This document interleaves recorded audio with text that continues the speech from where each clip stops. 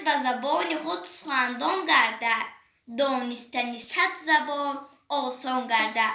سلام دوستان عزیز، من با بابک شریفه خواننده اودیو کورس بمبوک می باشم. طول یک ماه است که من با آموختن زبان روسی مشغول هستم. من باوری نداشتم که در طول یک ماه نتیجه خوب به دست می آورم. هر روز من 1 ساعت وقت خود را جدا نموده با آموختن زبان روسی صرف می کنم. برتری این اودیو کورس بمبوک در آن است که بی گراماتیک، بی ایجاد کردن لغت می توانید زبان را از خود کنید. من به امثالانم توصیه می دهم که این کتاب را دسترس نمایید. پشیمان نخواهید شد. مینتداری خود را به استادان و تشکیل کنندگان این اودیو курс می رسانم.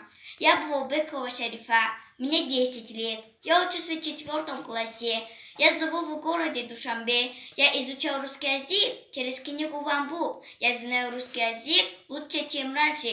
Я могу хорошо понимать людей. Я хорошо понимаю, но мне нужно больше практиковать свой русский язык. Я хочу стать лучше всех, знать язык, знать весь мир.